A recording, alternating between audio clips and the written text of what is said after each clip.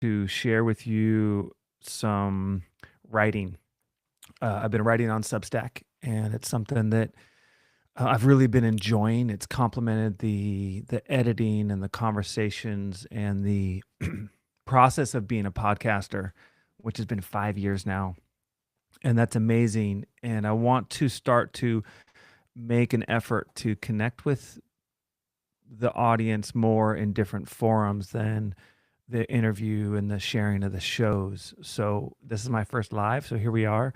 And I wanted to bring the Substack piece I wrote this week, which is about Dick Cheney and about my feelings about Dick Cheney. So I'm just reading this. This is what I'm going to do. And I don't know if I'll see comments or what, but I'm going for it. Here we go. Remembering to love and Dick Cheney, the social peril when men don't bless. In the fall of 2006, I was spending the weekend at Cafe Gratitude's headquarters in San Francisco's Mission District. In addition to their healthy cafes offering live vegan foods, they offered spiritually oriented messages focused on gratitude. They also promoted conscious relationships of various kinds. This particular weekend, they were hosting a workshop on creating a better relationship with money, and I was there for it. During a partner breakout, I let the contempt I felt towards Dick Cheney be known to my conversation partner. She was an optimistic 20-something-year-old who was part of the workshop staff. A pained look of complex concern came across her face as I plainly told her that I looked forward to the day that Dick Cheney would die. I can understand why it was hard for her to hear, but at the time, I felt consolation in his mortality. To my credit, Cheney earned the scorn I held for him. In 2006, America was 5 years into two different wars. The U.S. had preemptively invaded Iraq under false pretenses, and we were still suffering from our September 12th blind rage that brought us into Afghanistan. Both wars were going badly, not just for American troops and American treasury, but for the everyday people of those two historic lands. It was a mess, and I squarely held Dick Cheney's foreign policy efforts to blame. I remember feeling outraged by the calculating and heartless men at the top of the American government who played with lives like a deck of cards. History looks poorly on Cheney and his cadre. They dealt a bad hand to millions, and the comment sections on his death announcements reveal that many people have strong reaction to him. For my part, I found comfort in the thought that one day our world would carry on without him. Perhaps it was all I had in the mix of anger and powerlessness that I felt. To be clear, I am against political violence and against assassinations, but I'm also against instigating wars under false pretenses, and I'm for the wisdom of time and time's passages. Frankly, it's the most sensible posture to take. One of the benefits of time is that men with excessive hubris, greed, or callousness are, as we all are, limited by the passage of time. They are outlived. The cost of the Second Gulf War. Because of Dick Cheney and other neoconservatives, an enormous number of human lives were unfairly halted before their time.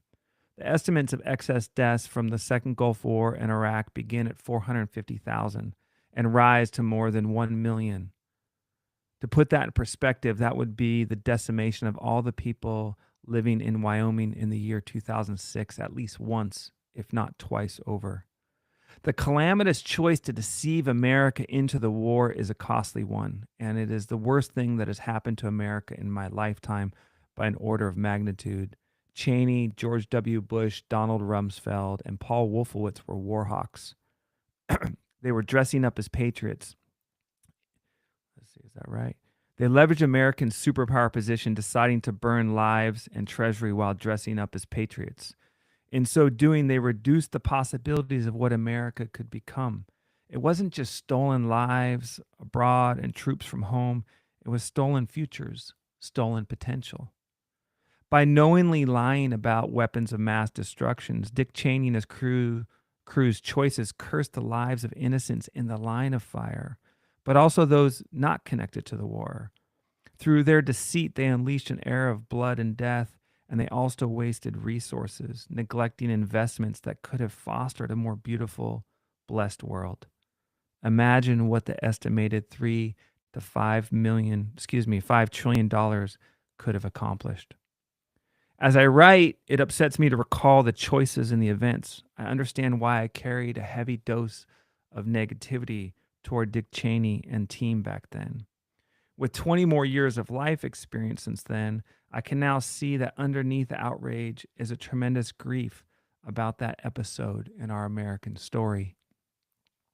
If I had it my way, there would be a grand public accounting of the fiscal, emotional, and social costs that these war projects have had on America and other nations.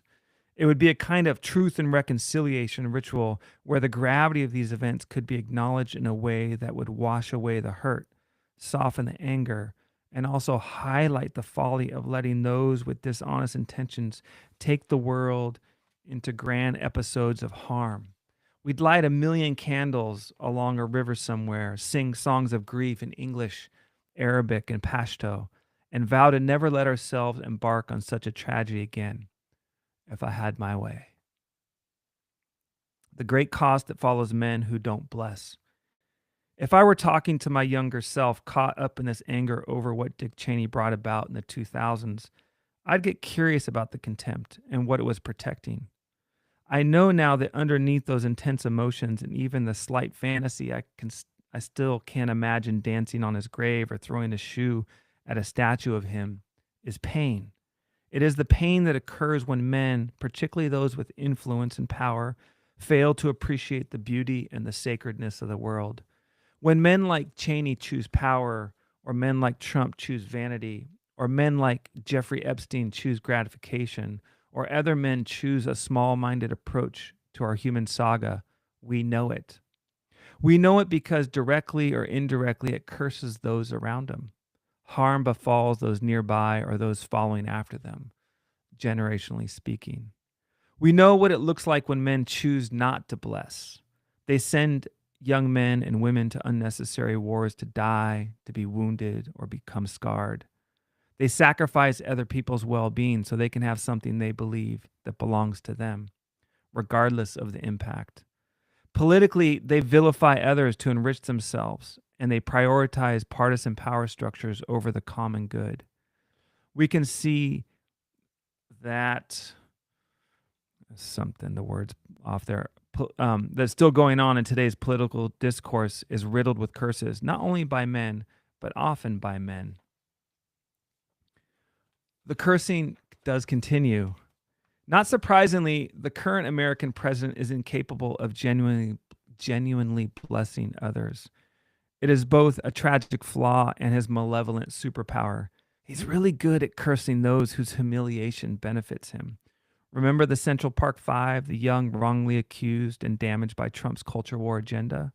How about the 2016 election cycle when candidate Trump thought it was better to step on the memory of a Gold Star soldier and insult his father, Khizr Khan, than bless the memory of a fallen soldier and his surviving family? Imagine the utter woundedness and the destitute disassociation it would take for you or for me to try to find validation or power through curses, through lies, narcissism, and profiteering of this variety.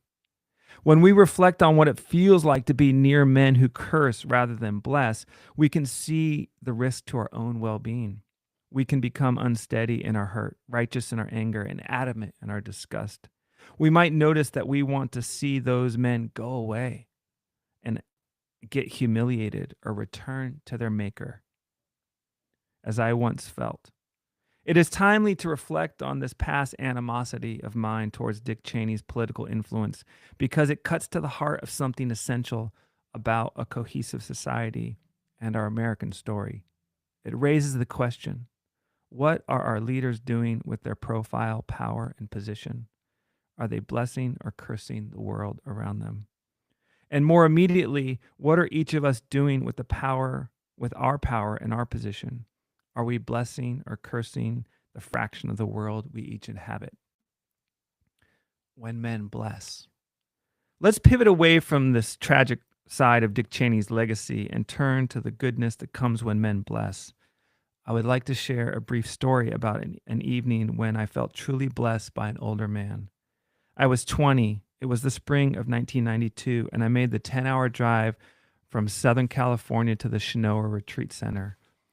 I arrived, where am I? At the riverside redwooded forest land deep in the contours of Mendocino County's Anderson Valley. Along with 35 or 40 other men, we spent the next 4 days and nights exploring our lives. One evening, while we were dancing and singing, all the retreatants were invited to participate in a whirling dance with one of the retreat elders.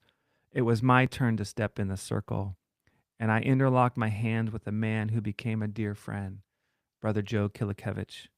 We spun in a circle, stepping swiftly round and round, arms outstretched, counting on each other to keep the centrifugal force from launching us backwards. Our eyes looked into each other's. We whirled around. The room behind us blurred into a feast of energy. The sound of men singing and dancing surrounded us, bathed us. When Brother Joe and I reached a still point, he leaned forward and softly, speaking into my ear, said, "Remember, you are loved." It sank in. I believed in that instance that yes, I was loved. How had I not truly known? And then, to my surprise, he leaned forward and spoke into my left ear, saying in an act of profound balance, "Remember to love." Yes, of course, my job was also to love. How could it be any other way?